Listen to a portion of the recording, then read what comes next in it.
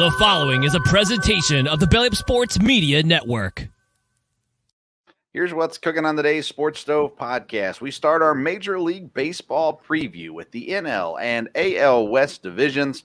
We're talking NASCAR, recapping Atlanta, previewing Vegas, and getting your fantasy picks in as well. That and more, that's what's cooking on today's Sports Stove podcast. From Belly Up Sports and the Belly Up Podcast Network, you're listening to the Sports Stove Podcast with your host, Vince Stover. Hey, good looking, what you got cooking?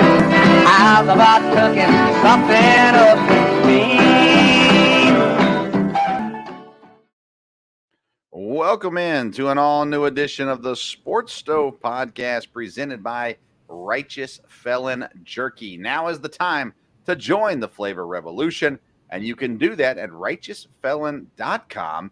And if you use the code STOVE15, you're going to get 15% off your purchase. So again, that's righteousfelon.com. Use the promo code STOVE15, and you get that 15% off your order each and every time. I'm the host, Vince Stover. I'm joined as I am every week by my dad, Dale Stover. Hey, Dad, how you doing? Good, doing good. Boy, I tell you, busy time in sports. Got sports going on everywhere. Football even kicked back up this week with the combine and people dropping people and deciding to keep people and all that. Well, we're going to have some trades here one of these days. So anyhow, of course, you know, college basketball right around the corner here with conference tournaments and just all kinds of sports going on. So plenty to keep up with and a lot of fantasy league stuff. Of course, we're getting ready for our baseball draft. Fantasy hockey, which I'm in this year for the first time, is just about winding down here. Just a couple more weeks left and things like that. So anyhow, a lot going on. Well, you talked about people being cut, or we'll use the word dropped, which is convenient for Marquez Valdez-Scantling, considering he's dropped so many passes in his career. The two-time Super Bowl champ is a free agent now because he gets cut by the Chiefs. Saw Bart Starr's wife passed away as well this week, so that's sad news in Packer world at the very least. But, yeah, I mean, March Madness is literally right around the corner. We've got this next week is we start some of the tournaments, some of the conference tournaments, and that leads us right in, of course, to March Madness. So things are getting there very quickly in college basketball. Of course, there was a big kerfluffle in college sports with the storming of the court and people getting hurt. And what should we do? Should we ban all fun? Maybe let's just not even sell tickets. Let's just tell all the fans to stay home. Don't get excited if your team wins. Or maybe we can just tell Duke players to keep their hands to themselves instead of trying to push and kick people, and then they wouldn't get hurt. I don't know. There's all kinds of different philosophies with this. Listen, storming the court, it is what it is. And can there be and should there be a safe way to get teams off the court? Yes, there should be. But I'm telling you, the last two instances that I've seen of court storming, and interfering with players, it's been on the players. They've been the ones initiating contact, and they're like, well, they were coming for me. No, the video shows you extended your arms, extended your legs, whatever it may be. And I just think it's a bunch of baloney that just they just need to chill out. They lost. They're not happy. You can understand that, but I mean, my goodness, just on to the next one. Maybe next time you win, you don't have to worry about them storming the court. So that's my philosophy on it. I don't know. You have any thoughts on court storming? No, like I said, I think I heard some things today on a radio show about it that made a lot of sense. That, have there really been that many incidents? Has there been people seriously, hurt from there? Again, it's something that I think people know is going to happen. It may have been that, security people or people at Wake Forest could have handled it differently. There was a guy today I heard on a radio show that had talked about when he was in college, had worked on staff at games, and when they knew the court was going to be stormed, it was just a matter of putting people in the right direction. He said, these people aren't trying to cause chaos. They're just trying to celebrate.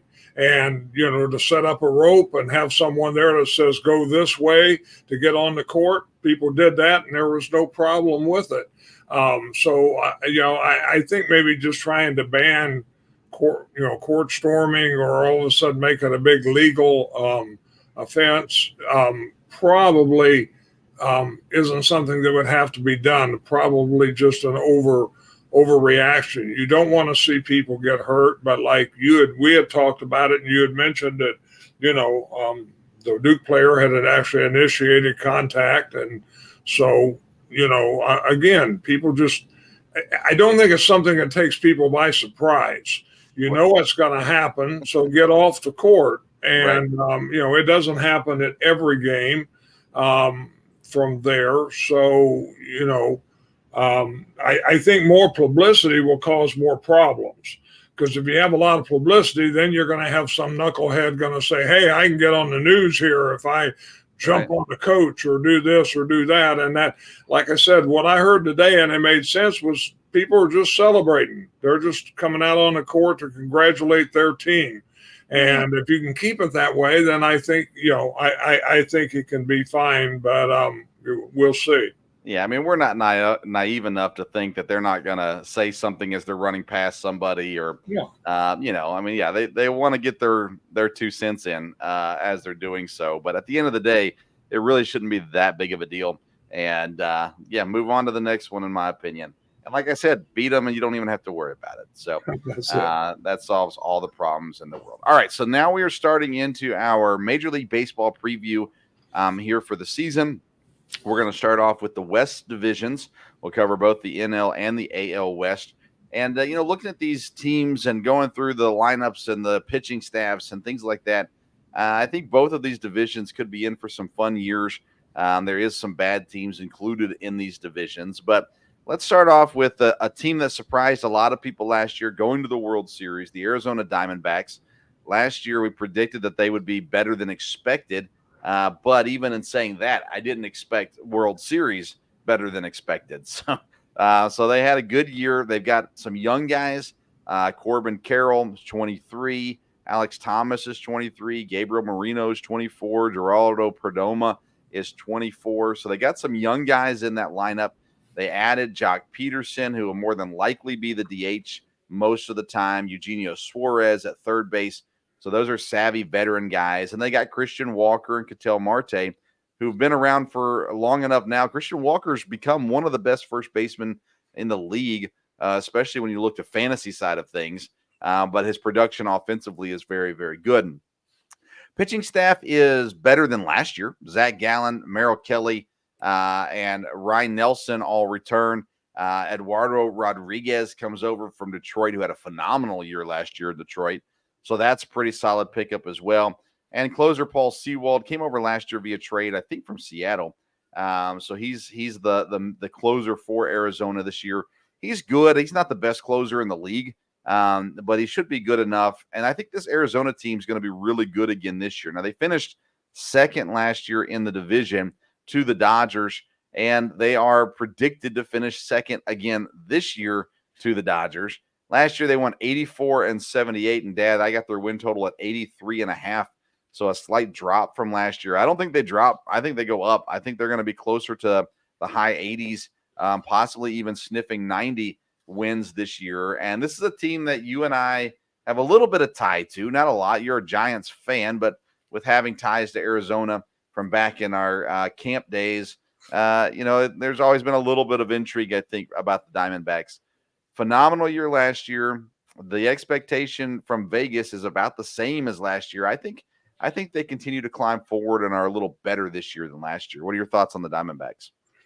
Yeah, I think they'll be improved a little bit. Like you said, 83.5. I think I would go over that also. I think they will improve. It looks like they have improved with some of the players that they have. Again, when you have young players, there's a lot of advantage to that. On the other hand, we'll see how they develop. But no, Arizona has a good fan base. Like you said, we have a little bit of background. I think I've been to more Diamondback games than probably any pro games I've been to, because we were out there for a little bit, and I was out there a lot in Arizona. It was really in the old days when they had the purple as their color. I don't know that I was ever there with the new color change. But, it's a great place to watch a baseball game. I know I've always enjoyed it there. And I think Diamondbacks would do well, should be improved. And I think the West, will be, a fairly good division. Yeah, their bench is actually decent. I mean, again, not superstars by any stretch of the imagination, but they went out and signed Tucker Barnhart. He's a non-roster invite, so he still has to make the team. But I assume he will, a catcher. Then you've got Jace Peterson, who maybe a lot of people don't know. I know because he was in Milwaukee for a time, but he comes over from Oakland, and he can play anywhere on the infield, and he can even play outfield if you need him to. And then Randall Grichuk from he came from the Angels in free agency this year. But again, these are all guys that can come in, fill in, and really help your team out. My biggest concern is probably the bullpen. More so last year, my biggest concern was the rotation. They survived it, and they improved this year by bringing in Rodriguez. So I think the bullpen is the question mark right now for Arizona. And if they can play well, then obviously Arizona is going to be able to hold on, win some games. And I think they'll have the offense for sure. Corbin Carroll, by the way, is an absolute blast to watch. He'll be 24 come season time, or partway into the season. But I mean, he's going to come in. He's electric. He can do everything. He's a great defender. He can hit the ball. He's got some power. He's got some speed. And I really like him. He's a lot of fun to watch. And then Christian Walker, like I said, one of the more underrated players in the game right now. Really solid at first base. So if Jock Peterson and Eugenio Suarez can step in and play some decent baseball this year, I don't see why Arizona would not get better as well. So Arizona 83.5. We both go over there. We think they'll be a little better than that. Let's talk about maybe the worst team in the conference next, Dad, with Colorado. And I was looking at this team, and it's like I feel like these players have been around for a really long time, and that's a problem in baseball. Charlie Blackmon, DH. Chris Bryant, first base. They do have some younger guys. Nolan Jones will start at left field. Brendan Rodgers at second. Ryan McMahon at third. Elias Diaz at catcher. And then Ezekiel Tovar, he's a young guy at shortstop, is fun. And then they got two guys, Sean Bouchard and Brenton Doyle, filling out the outfield. When it comes to pitching, Dad, I don't know that they got better or not. Kyle Freeland, Austin Gomber, and Ryan Feltner all return. Cal Quantrill comes over from Cleveland, and Dakota Hudson comes over from St. Louis. I would like to think they're a little better than last year. I'm not sure. Their closer is Justin Lawrence. Never heard of her. Not sure how that will go. I'm not sure how many opportunities Justin Lawrence will have to close and save games this year. Last year, they were 59 and 103. The Vegas win total is 60.5. I mean, can they be worse than last year? Yeah. Are they going to be better than last year? Maybe. I don't really know. I mean, I think that, 58 to 62 is kind of what you're looking at for them win-wise coming into this year. But the Rockies have fallen off, Dad. What are your thoughts on them for this year? Yeah, they have fallen off, and they haven't been able to really correct the situation, and they're in a division, where they've got some other good teams, so that doesn't help them either. Like I said, we've been preparing for our fantasy drafts coming up, and they do have a couple good players on the team. It looks like people that people can be kind of high on there, and of course, Colorado, is a place. In fantasy, people love to play people when they're playing in Colorado. So flies well in Colorado. From there, no doubt about it. But I would say they'll be over. I don't think a whole lot, maybe 2 or 3 games more than last year. But hopefully they're putting it together a little bit and would be at least a little bit better. I want you to clarify something you said. You brought up fantasy and said a couple of guys that could be good. I don't see a couple of guys that are going to be good fantasy wise. So I'm curious, who are those couple of guys that you're seeing? Well, you've got I don't have the names in front of me. There's an outfielder. I think Nolan you mentioned Jones. him, Nolan Jones, and is- I think there's yeah. one infielder that people talked about. Might be good there. Maybe two. Didn't you mention a young guy, Tavar? Tovar, yeah, the shortstop. Yeah, and then is it the second baseman? I think there's a guy. Brendan Rodgers.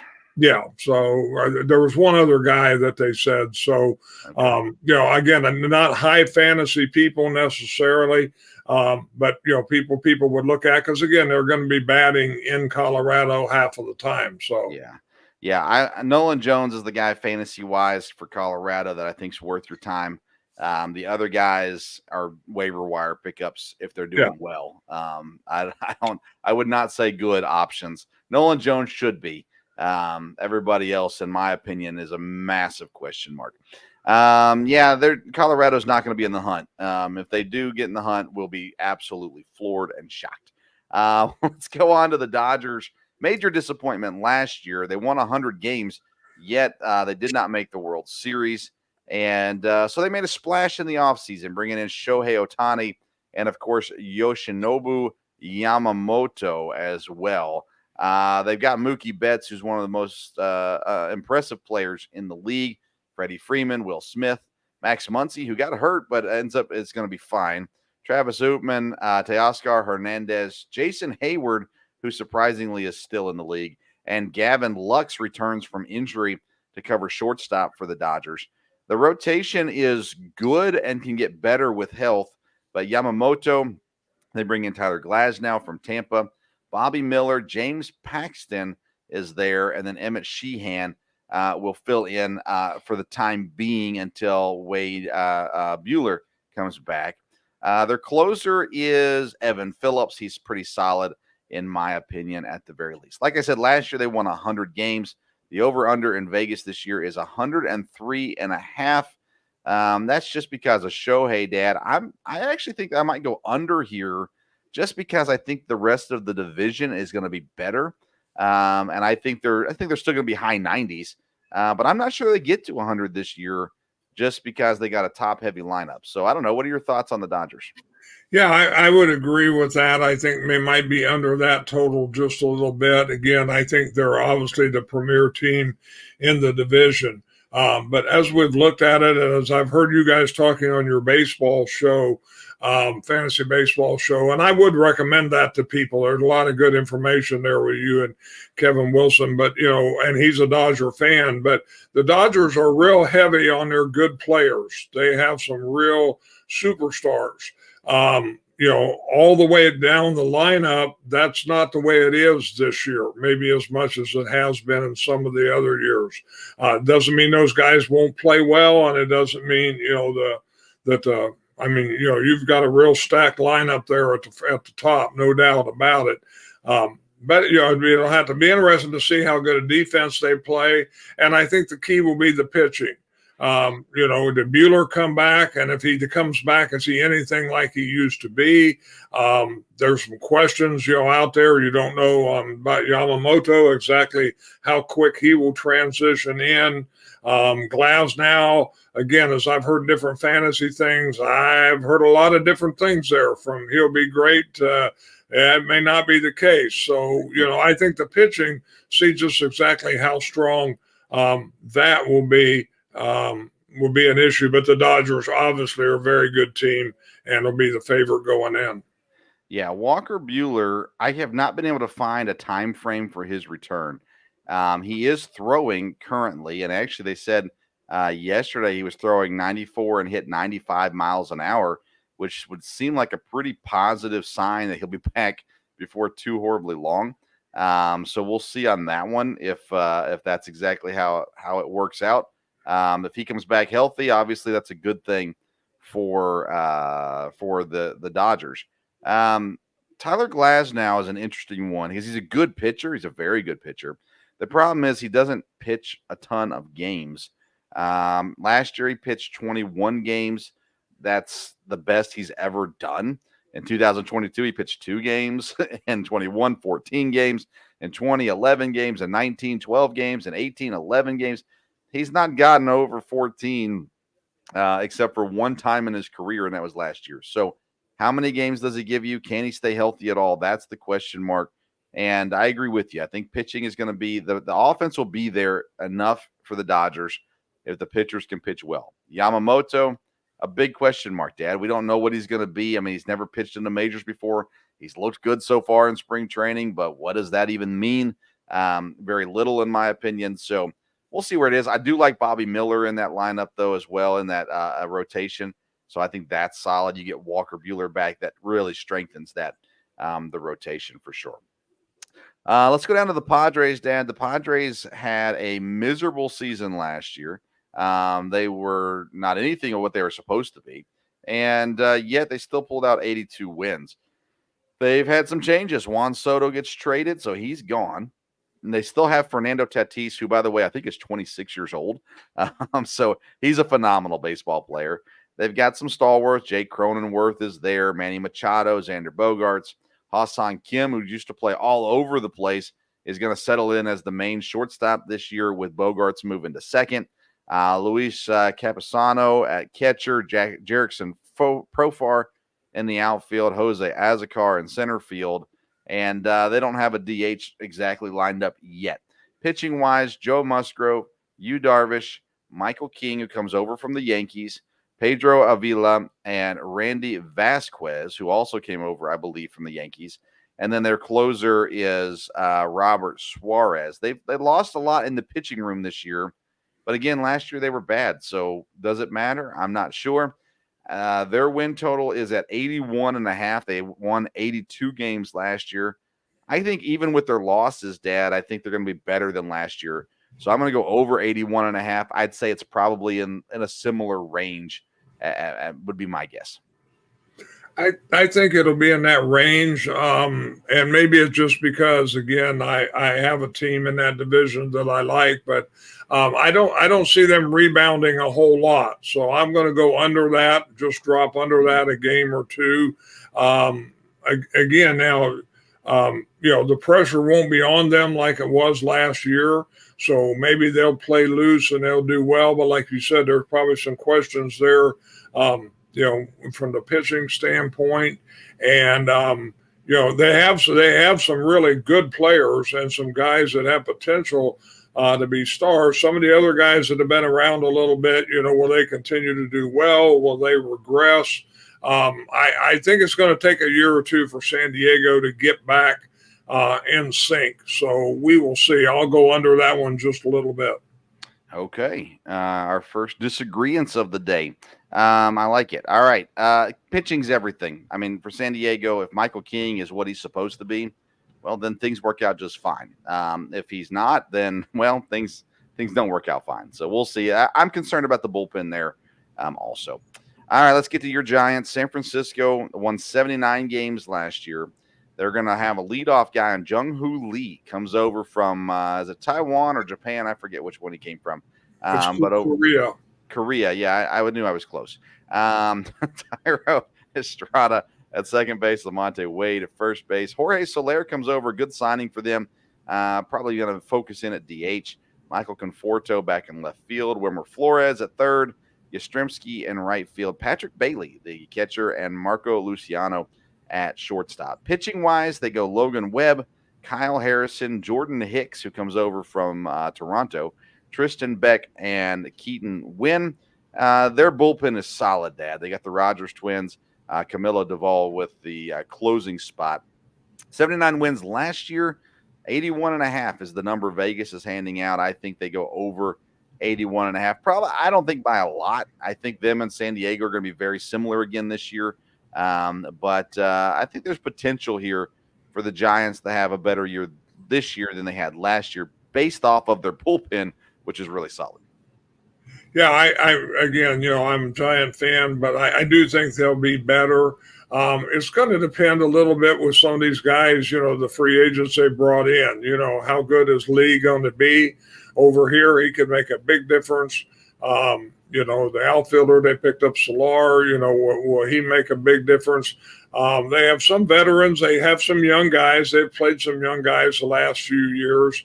And so we'll see. Pitching, again, will be the issue. They have a couple really young pitchers in the rotation. If those guys end up doing well, Harrison and some of the guys, then that would make a big difference. Webb's supposed to have a really good year. And like you said, the bullpen is very good. So, and they got a new manager. And so we'll see how that goes. I think the Giants, will have a decent year. I'd like to see them be able to get in the playoffs. We'll see if that's the case. But hopefully they can be competitive in the division there, and I think they will be. Yeah, and they also signed Robbie Ray, by the way, but he's going to be out for at least the first half of the season, if not longer. So we'll have to see. Kind of what happens there, and when he does come back, how effective will he be? You talked about young pitchers, Dad. Their oldest pitcher's 27, and Webb, Hicks, and Beck are all 27, and then Kyle Harrison's 22. So what does he have? What can he show up and do? Of course, as well. Pitching's everything for every team. You got to have it. I am concerned about the offense for San Francisco, though, Dad. I think Jung-Hoo Lee can be okay. Jorge Soler's that's a good signing. The rest of the guys, though, where are they going to fit in? What are they going to do? We will wait and see. Let's keep it moving, though. Let's head out to the American League West now. And we'll start with Houston. Houston is that team that just kind of is always there, and they made some big signings this year as well. Jose Altuve signs long-term. He's going to finish out his career in Houston. Jordan Alvarez is back. Are you excited about that? I'm not sure. Alex Bregman in a contract year. That's going to light up the world. Kyle Tucker, Jose Abreu, who fell off the world last year, needs to make a comeback. Yanier Diaz at catcher. Chas McCormick in the outfield. Jeremy Pena and Jake Myers round out the lineup. Pitching-wise, Justin Verlander, Framber Valdez, Christian Javier, Hunter Brown, and Jose Urquidy. And they got closer Josh Hader added to the rotation or the bullpen this year with an already good bullpen. Comes in, and that should make a big help and boost. It really is. Can the guys just play up to their potential ultimately? And if they can, there's no reason why they can't be back in the World Series again. Really, outside of Abreu, Dad, I think it's a good team. I'm just not sure Abreu is the guy that can get you into the next, into the next season. But I like the pitching staff, even though they have some age. And like I said, the bullpen with Ryan Presley and Josh Hader at the back end of it is really, really solid. So what are your thoughts on these pitchers? Again, I think Houston will have a good team, no doubt about it. In the past couple of years, they've been the team that was definitely, the favorite there in the West. I think the way things ended up last year and looking at the other teams, and of course, we're going to talk about them in a minute, I think the top three teams, it'll be a little closer. And again, I think Houston would be the favorite to win. But I don't know for sure about that, and it'll be close. So they do have some good players, like you said. There's probably a little bit of age coming in here and there, and again, the pitching staff could be phenomenal. We'll just have to see. I think definitely adding Hader as a closer, that has to be a very positive thing from there. So we'll see. They have some good players, and if those guys, Tucker, some of them have breakout years, that would make a big difference. So I think Houston, again, we have it 93.5. Is that what the win total was? 92.5. 92.5. I'll go under that just a hair. I would pick them to win the division, but again, I think it's going to be a close race. Yeah. Them and Texas will be battling out again. They had such a slow start that I can't imagine they'll start slow again. So I'm going to go over 92.5. I did fail to mention JP France, by the way, also starting pitcher. Came in last year as a rookie and played some decent baseball as well. They're strong. They got a lot of strength to them this year. Like I said, Abreu, whether he's done or not's a question. But if he finds his rhythm again, then good for him. But they might need to find a replacement there for him. Outside of that, I like Houston. I think they're good, and I think that they have the potential to win the division. Like I said, it'll be a close race with Texas. Let's go to the Angels, though, next. There's a lot of guys that a lot of people haven't heard of playing for the Angels this year. Mickey Moniak was probably lead off this year. He's a center fielder. Nolan Schanuel at first base. Mike Trout, of course, you've heard of him. Anthony Rendon, of course, you've heard of him. Taylor Ward, who, man, talk about a guy who looked like he was going to be promising and has not really met back up to that potential. Brandon Drury, still around. He's Mr. Consistent. Luis Rengifo, second base. I don't know how to say his name. Logan O'Hoppe at catcher and Zach Neto at shortstop. Pitching-wise, Dad, man, this is just a really sad rotation. Reed Detmers, Griffin Canning, Patrick Sandoval, Tyler Anderson, and Chase Silseth, and the closer, Carlos Estevez. They won 73 games last year. They're at 71.5 this year. I got to think they're going under 71.5. Yeah, I would think they would too. I just don't see any juice in the Angels. I think, again, with Shohei leaving, they didn't make any big moves, or, there's not a big influx there. I'm not real familiar with their minor league system, but, I haven't heard about a lot, coming up there. So, I think it'll be a tough year for the Angels, and I'd go under. Yeah, I mean, even the guys that are kind of like their bench guys, not a whole lot there. Not a whole lot to be excited about if you're an Angels fan coming into this year. Oakland, speaking of not a whole lot to be excited about, at the Oakland A's, Ryan Noda at first, Zach Geloff at second, who I think is going to have a good year. Brett Rooker is back at DH, Seth Brown in the outfield, Shea Langelier and as catcher, J.J. Bleday, and Esteury Ruiz, who I like in the outfield. Abraham Toro at third and Nick Allen at short. Dad, their pitchers again. I mean, good luck.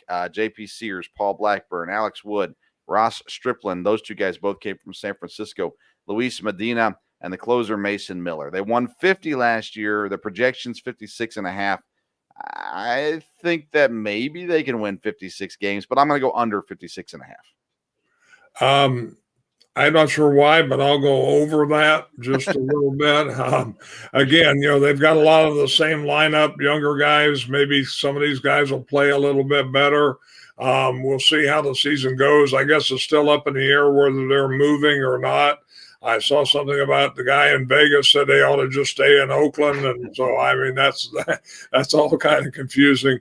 So I'll go over, but again, I don't think they'll be challenging the guys at the top.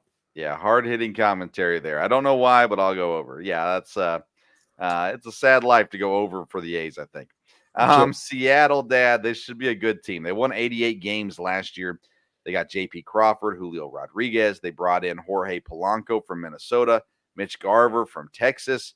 They got Cal Raleigh, Ty France, Luke Raley, Mitch Haniger, yikes, and Josh Rojas rounding out their batting. Luis Castillo, Logan Gilbert, George Kirby, Bryce Miller, and Brian Wu, the starting pitchers. Andres Munoz, the closer. I really like this rotation for Seattle, and I don't mind their offense here either. The projection from Vegas is 86.5. They won 88 last year. Are they going to get back there? I don't know. I'm going to say over 86.5, Dad, because I really do like their pitching. Yeah, I'm going to go over that too. I kind of like Seattle, and I think they're the team that can definitely challenge Houston here and Texas. And they definitely made some moves and tried to improve themselves, and it does look like they have a very good pitching rotation, like you said. So I would think yes, over. Yeah, man, they're the kind of team that I feel like you kind of got to cheer for. They kind of disappoint year after year after year. So they did make the playoffs, and congrats to them. Texas, Dad, this team obviously is good. I think they overachieved last year because I thought their pitching staff was not very good. Offensively, they got Marcus Semien, Corey Seager, Adolis Garcia, Evan Carter, Josh Young, Nathaniel Lau, Jonah Heim, and Leody Taveras. They're still trying to figure out who their DH is going to be this year. Pitching wise, they'll start the year with Nathan Eovaldi, John Gray, who I absolutely despise, Andrew Haney, Dane Dunning, and Cody Bradford. Jose Leclerc, the closer, If they get some guys healthy, they got some other pitchers that can help them out, but health is definitely an issue, and age is an issue. Jacob deGrom, Tyler Mahle, and Max Scherzer are all sitting there injured at the moment, 2 Tommy John surgeries and 1 back surgery. So we'll figure out when they come back. But as they sit, Dad, 90 wins is what they got last year. 89.5 is the win total. I'm going to go under. I still think they're in the mid 80s, but I just don't think they're going to have as good a year as they had last year. Yeah, I would agree. I think they overachieved, and that was my thinking too. They'll go under that. I think it will be, I think it could very well be a 3-team race again there, but I think the other 2 teams are a little bit better. So we'll just see how if Texas, again, it seemed to me like they overachieved a little bit, and so we'll see how it goes this year.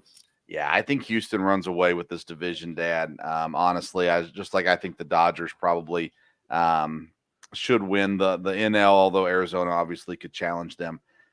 It'll be interesting to see how the season goes. We're getting there. We're getting closer for sure, and excited about what's ahead for Major League Baseball. Next week, we'll continue our Major League Baseball preview, talking through these divisions and getting you ready for that.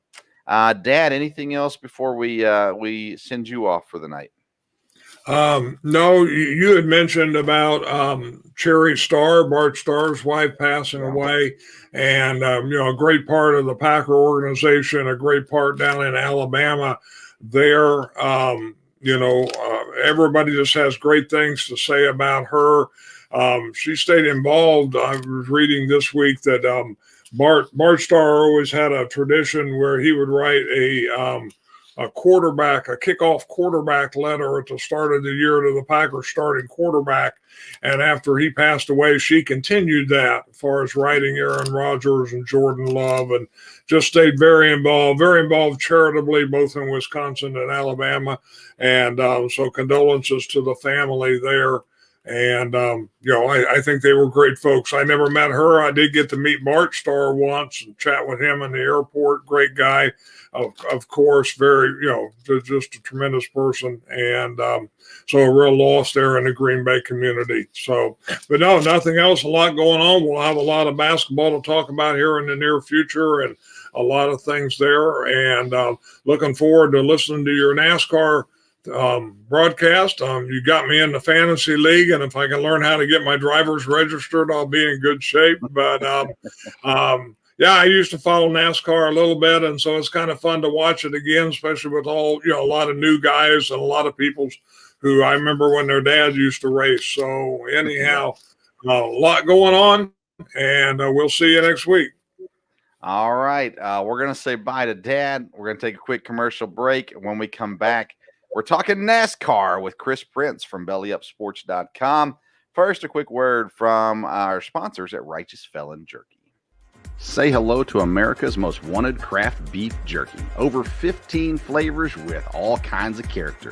The #1 jerky gift box and all natural black Angus quality made right here in the US of A. Taste the flavor revolution at RighteousFelon.com. Use the promo code STOVE15 at checkout. That's RighteousFelon.com. Promo code STOVE15 at checkout. All right, welcome back into the Sports Stove podcast. It is now time for a segment we like to call the Sports Stove Final Word.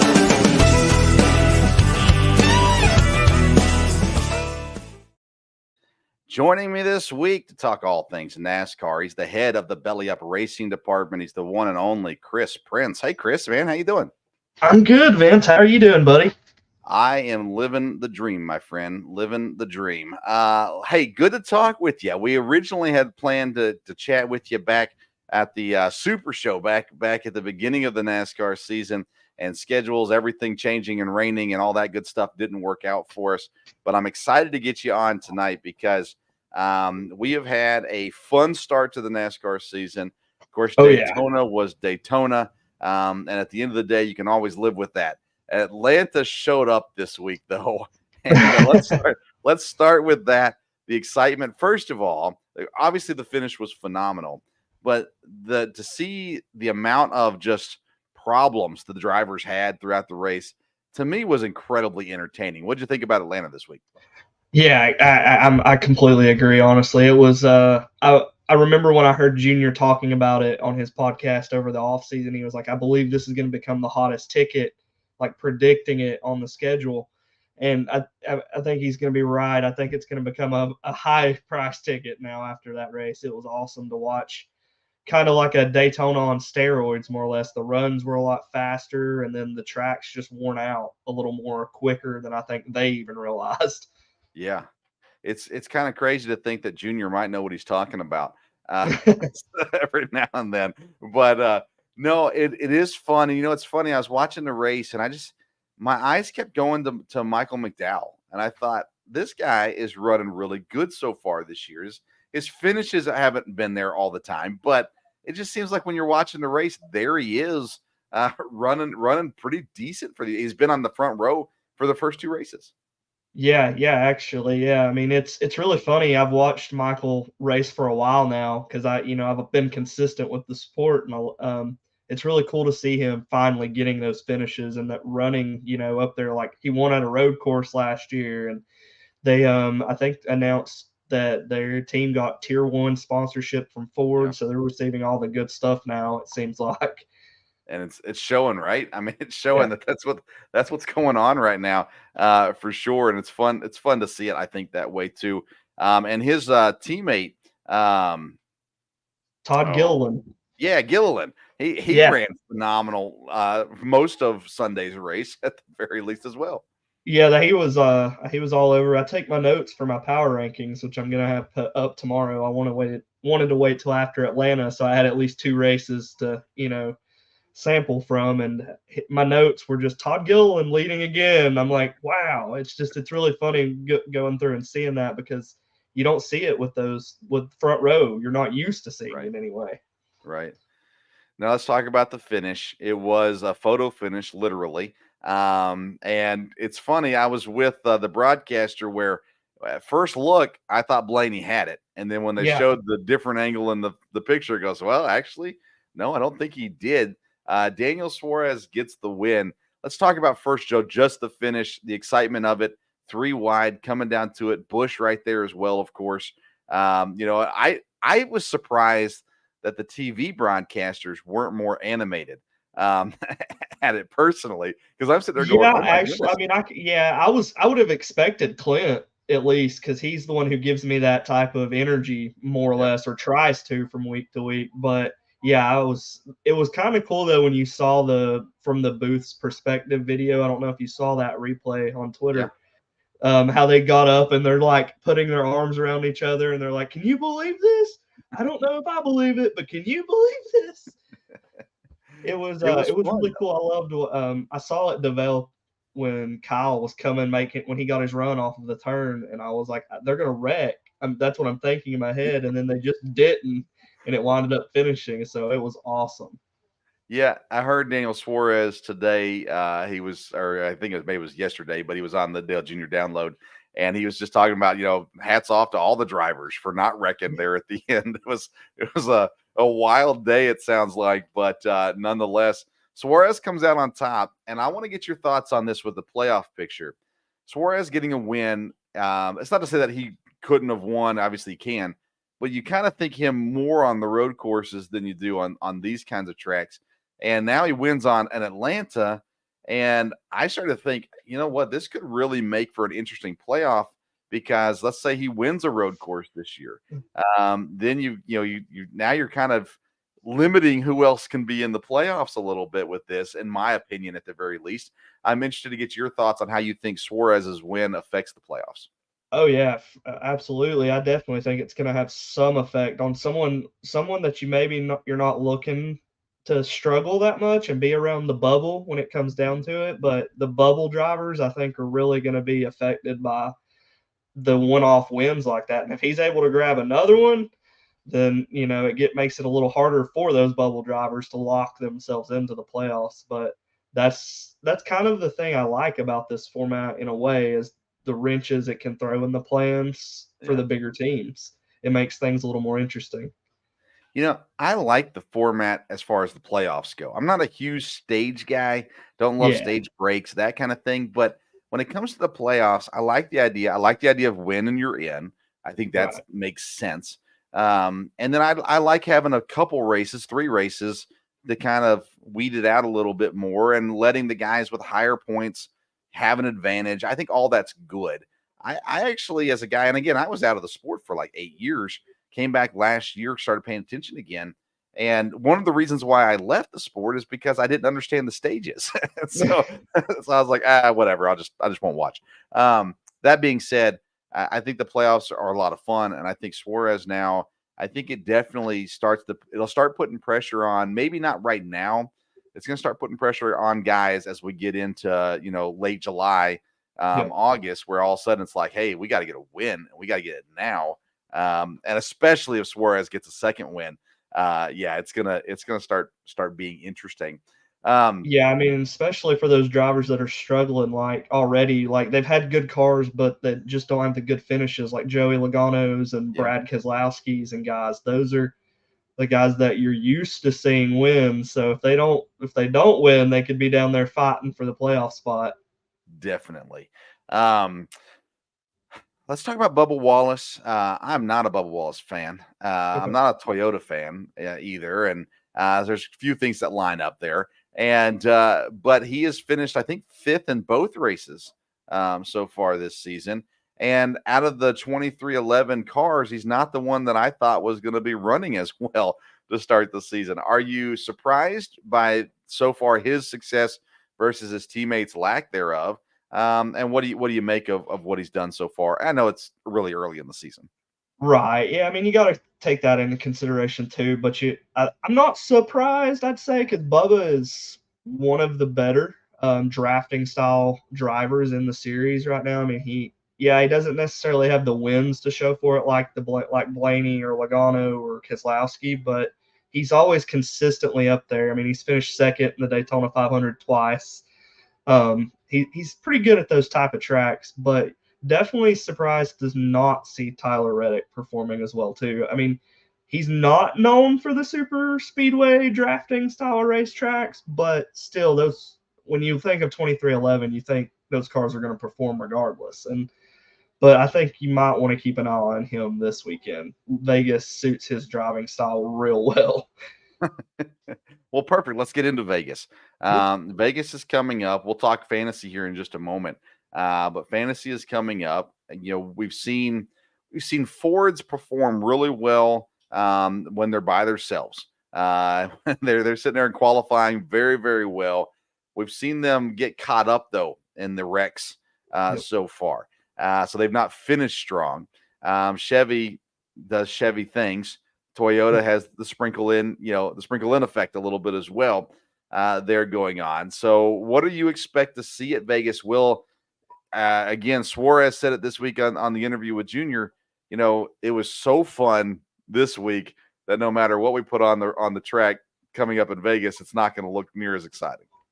Yeah, I can agree with that to an extent, but I think it's going to be a decent race. At least the 1.5 mile races have stepped up a little bit with the next gen car, so I don't think they're going to put on a horrible show, so to say. But I think you're going to see more of those players sticking around this go round. Maybe the Fords even that were involved in some of those bigger wrecks, like Logano. He's pretty good at Vegas. And then, Keselowski and Buescher showed last year that they could win on, or Buescher did anyway, that the team could win on a 1.5 mile track or bigger anyway. So I just don't know about the new noses on those cars, on the Fords and the Toyotas. That's still the big thing. They showed what they can do in the aero, drafting style tracks, but this will be a little different to see what it actually does for handling and stuff like that for them. Let's talk fantasy-wise. So I'm looking into Vegas, and I go, okay, well, Hendrick has won 3 of the last 4, and I think 4 of the last 6, if I remember correct. I could be wrong on that. Hamlin and Logano have won relatively recently also. So when I'm looking at my fantasy lineup, I'm going, I got to have at least 2 Hendrick drivers in there, and I'm probably going to put a third in my garage this week is what I'm thinking. So I'm with you too. I've got at least 2 Hendrick drivers. I like, obviously, I don't think you can go wrong with Larson.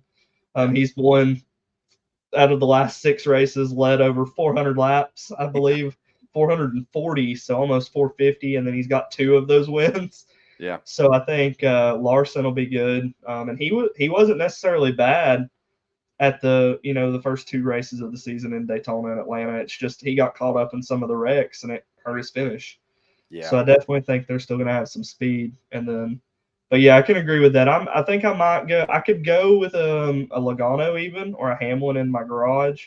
Yeah. But I could see doing a third Hendrick driver very easily, because I do think that Chase is even going to have a bounce back, and even Bowman. Yeah. I think he's pretty good at Vegas, so I don't think you can count anybody in that stable out.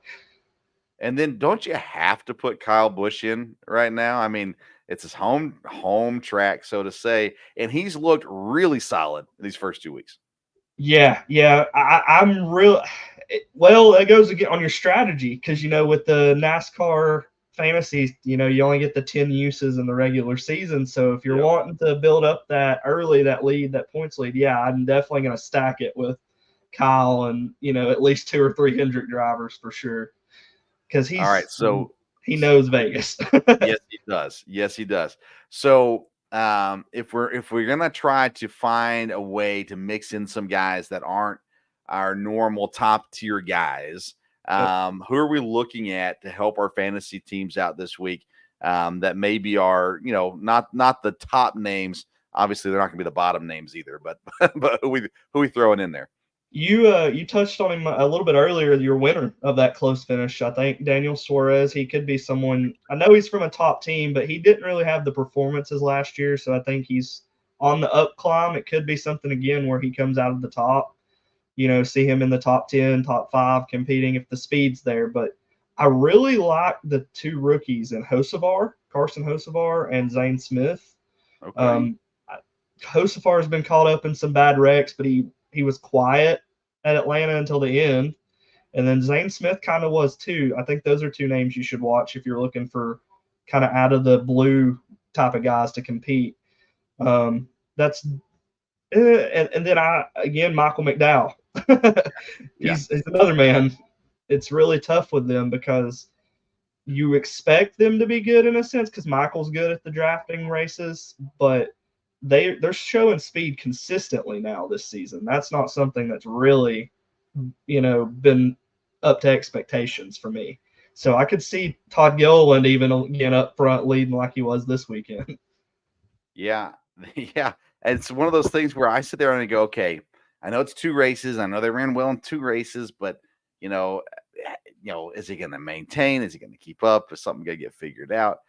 My thought really goes towards the other Fords, where I go, okay, if they're figuring it out, surely, someone else is going to figure it out too.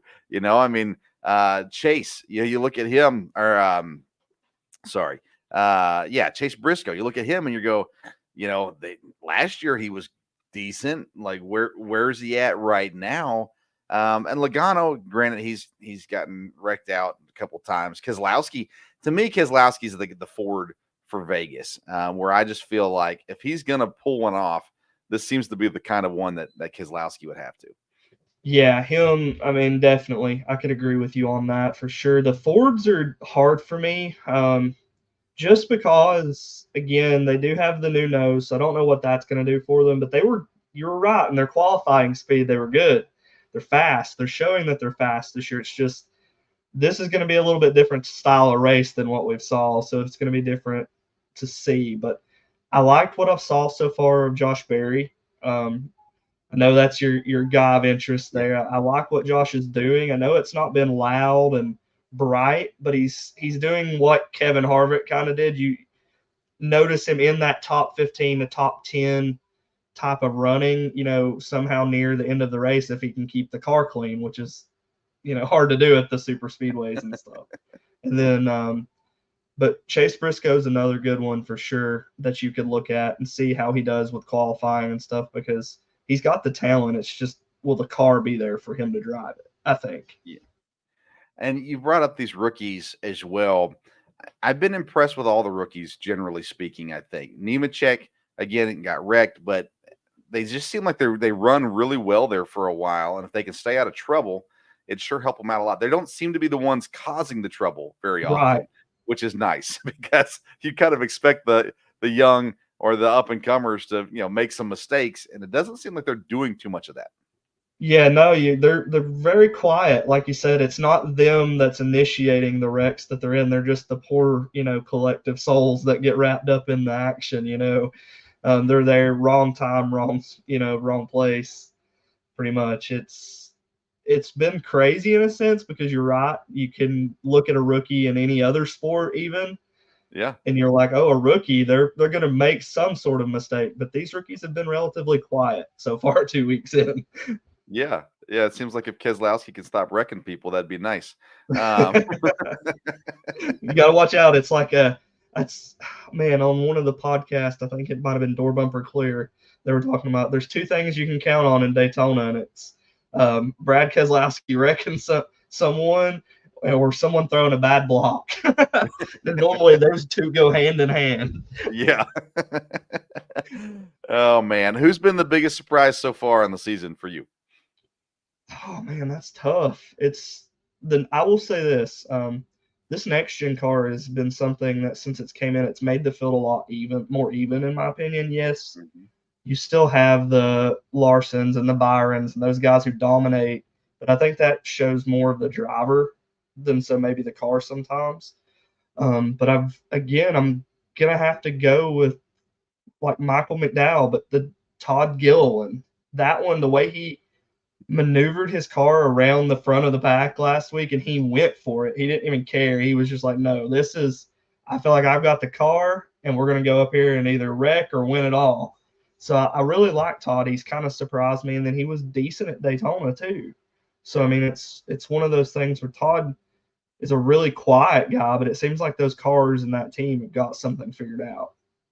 That's the perfect way to put it. We've talked about our fantasy already, but dark horse winner for this week in Vegas, a guy that maybe sneaks through and survives it over everybody else. Sneaks through. That could go a little different way. I'm going to throw, which Caleb will like this one, Alex Bowman. Okay. I know he's an HMS driver, but he's not that Chase Elliott or Kyle Larson type of driver. And that's not a bad thing, but that's something where I think he knows how to win here, but he also knows how to win when you least expect it. And I think that could be his best attribute as a driver. He could come in here and shock some people with this win. I'm going to throw out Seabell. He's not had a great start to the year this year. To me, he was a guy that I said back on the Super Show, see him in the playoffs. He's been there at the end the last couple of years. And at some point, I feel like they've got to figure it out this year too. And I think he's due for a good race. So I'll throw him out there as an option for this week as well. Dark horse winner, not necessarily going to put him on my fantasy team, but I'm willing to say dark horse winner this week. That's a good one. Another one you could throw out there would be a Tyler Reddick. I think we touched on him earlier. I think Tyler, easily this track is going to suit his driving style a lot better. So it wouldn't surprise me at all to see him up there leading, if not down, to competing for the win when it comes down to the checkered flag. Awesome. All right, so tell us, you got your power rankings coming out this week, right? Yep. And that's, of course, on bellyupsports.com. Yep, dropping that. I'm going to try to get that dropped tomorrow. And then, of course, Caleb and me, we've been trying to work on our odds. We've come up with a 3-driver system. We choose 2 that we like, and then we 1 to stay away from. So that'll drop tomorrow morning as well for all our NASCAR fans out there looking for some last-second betting help or early betting help because we got ahead of the schedule this week. But, yep, dropping those tomorrow.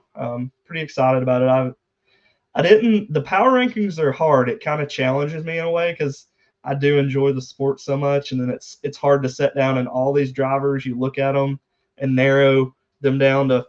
I do a list of 15, but I've got 20 on my personal list that I keep up with throughout the season, just because I want to see how they're doing and if they deserve to even make that jump into the top 15. So yeah, I tell you, I did baseball power rankings last year, and I ranked all the teams every week. and it's taxing, man. It's is. it's not as easy as people think. Well, if you just put them one through whatever, then that's one thing. But if you explain why you've got them there, oh my Exactly. goodness, man, it takes time and effort, and you actually got to pay attention.